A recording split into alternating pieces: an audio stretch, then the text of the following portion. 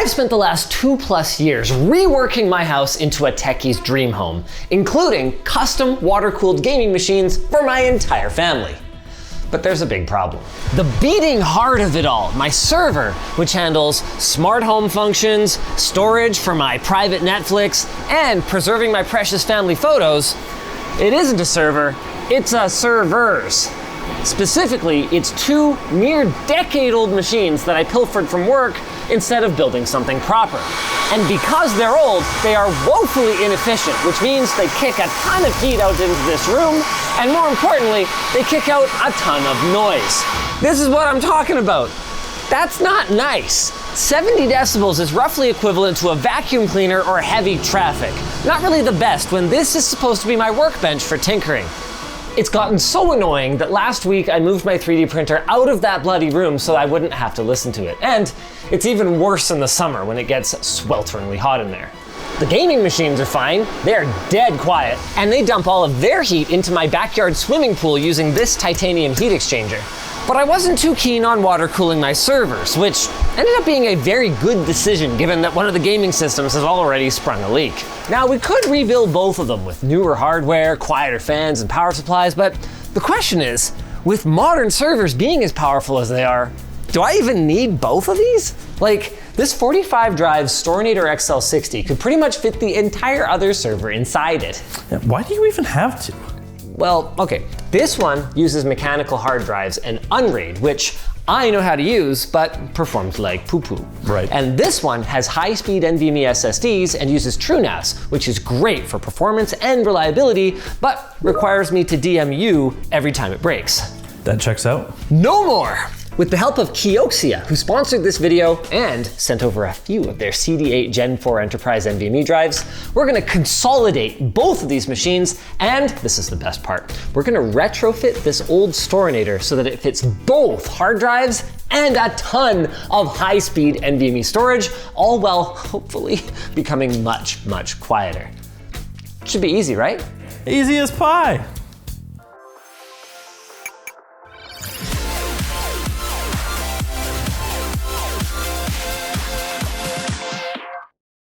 If I was looking for the easiest solution, it would be to buy a ready-made hybrid server from 45 drives, but come on. This OG Storinator XL60 is from the original petabyte cluster that we built over 7 years ago. I can't have this just rot on a shelf somewhere. It's sentimental.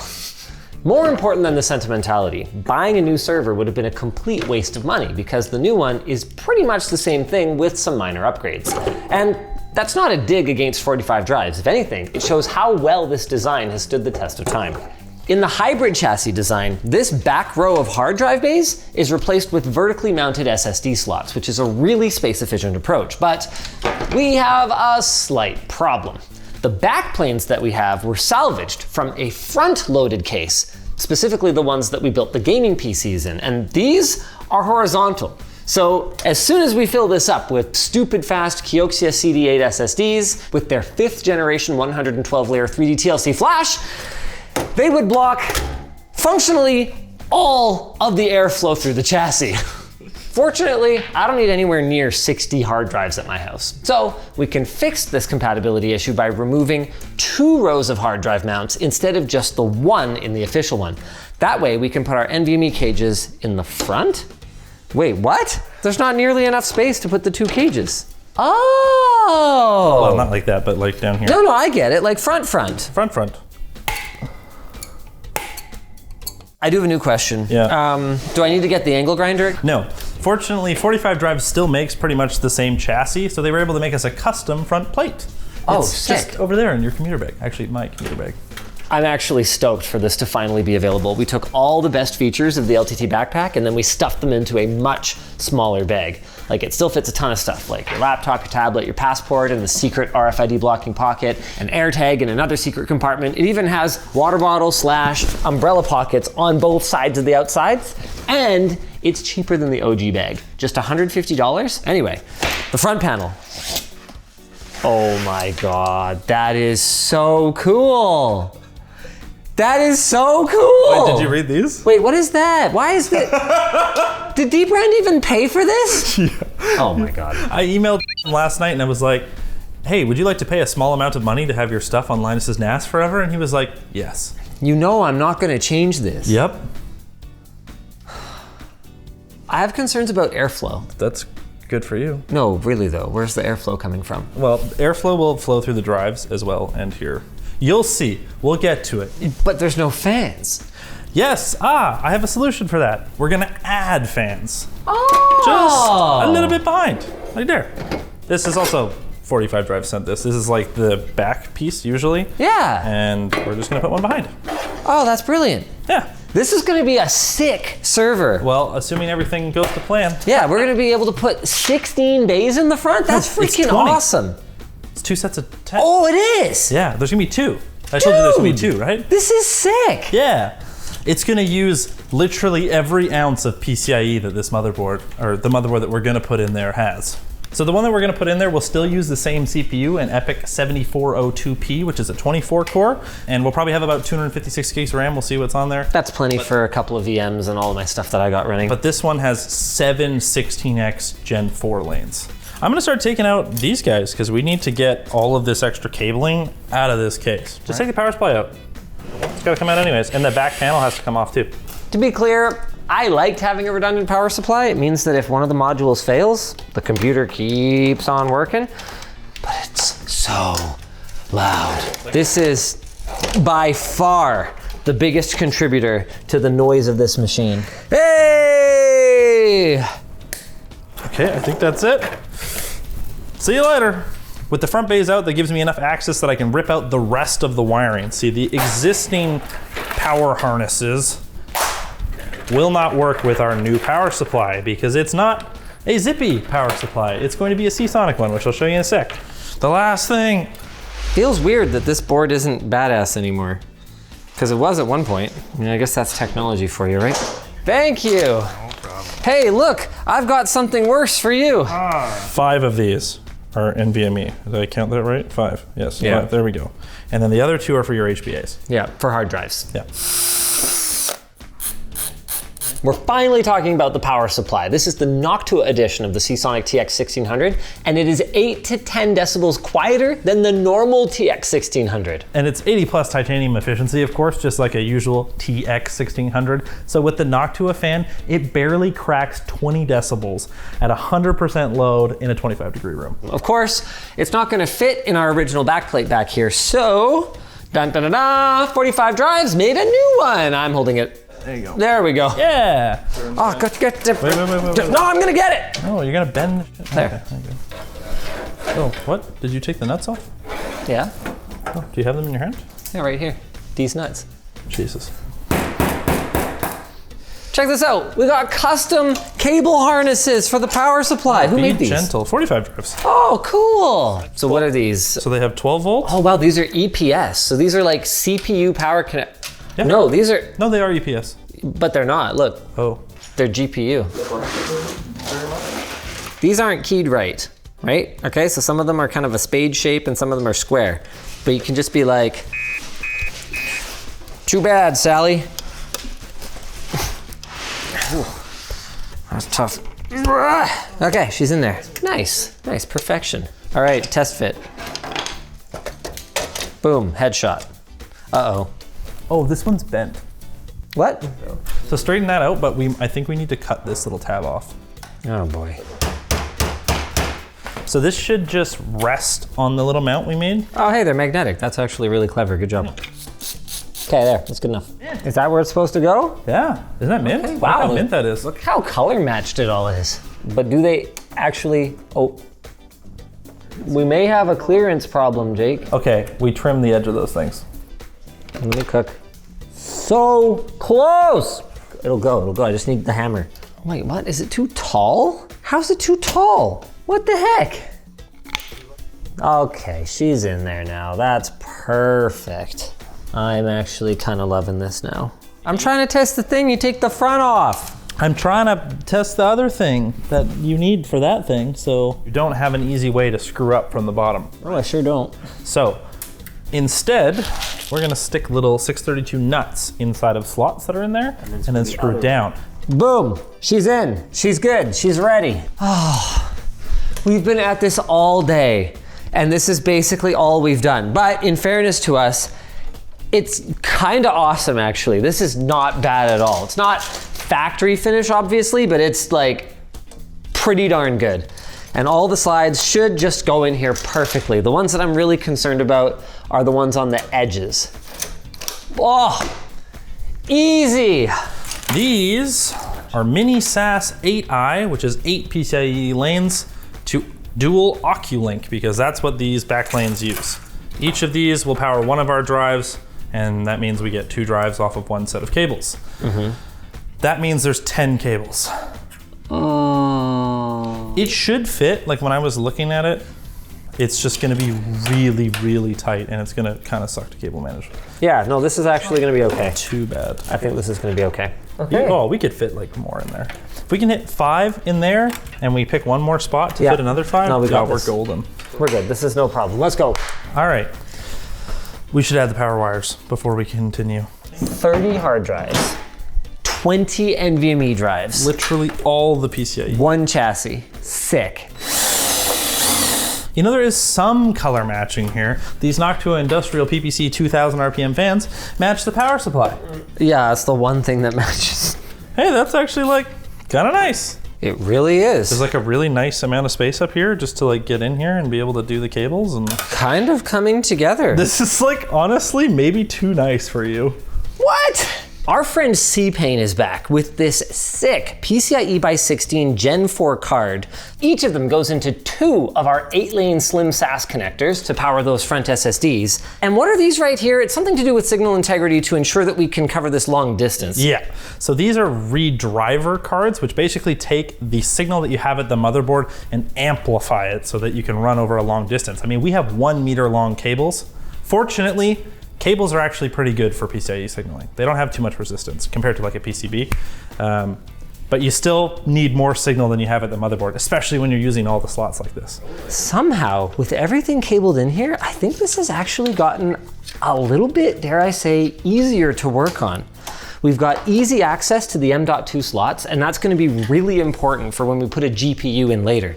As the keen eyed among you might have noticed, all of the slots are used up by the HBAs, which are for the hard drives, and by the PCIe cards, which are for the SSDs. So if we want to put a GPU in here to accelerate transcoding for Plex, we have to get a little creative. Oh, good thing I already got creative. Oh. There you go. What is this? Is this a... Listen. What are we doing? This generation, there's almost no single slot cards. There's like a 4060 that you can't buy, as far as I can see. Either way, it was sitting on the shelf and I was like, well, you know what would be a great place to put this? Linus's NAS. I mean, what I know is that we don't need access to the rear I/O because it's just an accelerator card. To be entirely clear. So theoretically, I could put it like here. You could. It was something I thought, it just airflow-wise kind of sucked, so I didn't bother with that. Instead, I realized there's kind of a really nice spot right here, and fortunately, 45 Drives has these nice cutouts here, which happen to kind of look just like a PCIe card. So move that for a second. Yeah. So if we just pop this little 3D printed polycarbonate piece in here. And then it's just gonna slide in like that. Yep. And then we'll secure the top somehow. With another bracket. Yeah, I can hold that. If it pulls it in. Dude, that's kind of cool. It's pretty sleek, actually. Beautiful. It's actually like in there. It's kind of in there. The other cool thing about this GPU is it intakes air from the top and the bottom and exhausts it out. So we're feeding it nice fresh air right here. Yep. And also it'll probably draw in some just from like here. I'm gonna get the drives in. Like, let's do this thing. Do it. What are we waiting for? Do it. So how much SSD capacity do we have here? These are 3.84 terabyte KIOXIA CD8 drives. So they're their newest CD series, which is more like the, I guess you wouldn't call it like the super ultra enterprise. That's the CM series. These are more like your everyday data center drives. Value data center. Yeah, and these are read optimized. They do just over 7 gigabytes a second read and almost 4 gigabytes a second write sustained. So you are losing some capacity, but you are getting way faster, way more reliable. So we're gonna use a couple of them as a ZFS special metadata device. Oh, okay. Now, usually that would just hold metadata, and that's something you use in like crazy big pools. Like we actually use them in the Mother Vault. Yep. But another thing you can do is on specific data sets, you can set, hey, all the files smaller than this size, put them on those SSDs. First look at the finished all new NVMe hard drive hybrid GPU everything machine. The consolidated server. I haven't even shown you the other thing you're getting. Whoa, whoa, whoa, whoa. Our friends over at Server Part Deals. You said you ran out of space, right? Oh. Well, I got some more space for you. Specifically, oh my God, 18 of these 18 terabyte CD8 HexOS recertified drives. Oh, which is 324 terabytes? Dude, that's like triple the capacity I had before. Way more capacity. Oh, that's awesome. And with these 30 bays, I think we can actually put all of these in and your old drive so we can copy everything over just within one machine. How many do I have? Oh yeah, I have exactly 12. Really? Yeah. What the hell? This was like 8 years ago. A very cool machine when it was like the petabyte project. And now it's getting a new life. It's just really cool to This is a really cool machine. To be rehabbing. You got your like compute, you got your high-speed storage, you got your bulk storage, and it's all in there. And it's gonna be quiet. It's gonna be really quiet. I mean, you're not gonna hear the power supplies. So looking forward to that. Okay, let's throw it in the rack. There we go. Okay. Dude, this thing is too nice. What are we gonna plug this bloody thing into? I assumed you had a plan. Yeah, How do you feel about me splicing two power cables together? Sorry, what? I said, how do you feel about me splicing? No, I heard you. Oh. No, I'm like being 100% serious. Really? Oh yeah. To be clear, we don't recommend what we're doing, where we're taking a C13 and just splicing it to a C19. But realistically, the gauge of the wire is the same, and we're gonna be running at 240 volt, so the amperage is actually gonna be lower than it typically would be for a deployment like that, so. We'll just replace the cable later. Professionals on a closed course. Yeah. It's just for today. Okay. Odds? Fire. Hey, it didn't light on fire. Yeah. One of the SSDs isn't lighting up. Well, we can figure that out later. Well, dang it, Jake. What do you mean? We haven't necessarily configured the BIOS to bifurcate all those slots, which could be it, or maybe one of the cables isn't plugged in all the way. Which one is it? That one? Yeah, okay, now it works. What did you do? I've moved it, so this slot might be bad. What? It's on? Just like that? No way. I mean, it's not a complete win if we have slots that don't work, but maybe for another day. I want to know what it sounds like if I set all the fans to 100% though. Wow. Oh yeah, I didn't even notice. No, it's in the BIOS. Dude, it's so quiet. It's running. Oh, she's definitely pulling air across the front, I'll tell you that much. Oh, actually, they're set to 100% right now. Oh. Hey, all the NVMe drives are detected. Hell yeah. And it's out of the rack again. We had an issue with one of the SATA cables. That's why you never close a computer and put it in the rack before you actually test it. And you put all the screws in even. I think that's a bad omen. So really it's your fault. I see. Yeah. So before we put it in again, Jake's gonna get the software loaded up and we're gonna make sure all the hardware actually works.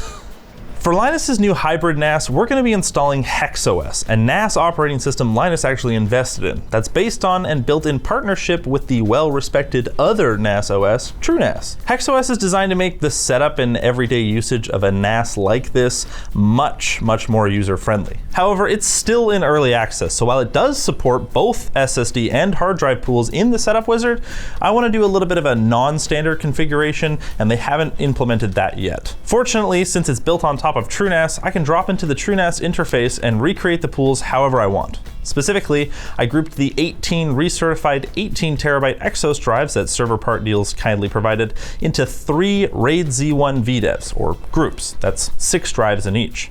That means each of those groups can handle 1 drive failure without losing any data. I also added a pair of our KIOXIA CD8 NVMe drives to the hard drive pool as a special metadata device, where they'll act as fast storage for metadata, like where the files are stored on the rest of the pool. That means we get both the cost savings of using hard drives and the lightning fast responsiveness of a KIOXIA SSD, all in the same pool. Then with the rest of our KIOXIA SSDs, I created a second all SSD RAID Z1 pool that we'll use for anything performance sensitive, like his Home Assistant virtual machine and his Plex app. With that all set up, we can head back into the HexOS control panel and see all of our pools, create any shares or users we want, and install any apps as we normally would. Sick? I haven't copied your config yet because we don't have the data yet, but I figure we can run some speed tests now. I mean, it seems to be working. All the drives are there. Everything's happy. See, there's your VMs. So there's partial support for it. Yeah, give them time. Let them cook. I mean, I made the investment 2 years ago, and They're making good progress, but they're not done yet. It's still beta. So this is the SSD pools. I went ahead and set the data set that we're testing on to synchronous, so anything that we write to it has to be flushed to the disks, can't sit in memory, and then I disabled the read caching. So we should be getting the raw speed of the disks. Now I suspect we are going to be vastly underpowered in the CPU department for these drives, especially given that we're like calculating parity and stuff. So let's see how that goes, I guess. Should I start with a read test? Yeah. That one will probably do better. That is way faster than you will ever be able to use from this machine. Nothing like a good 14 gigabytes a second and a CPU that's at 86%. Yeah, that's not even that impressive for these drives. Technically, I could put up to a 64 core in there, but I'm not gonna. Let me see if I can get it to go like a touch faster. Let's just do twice as many threads.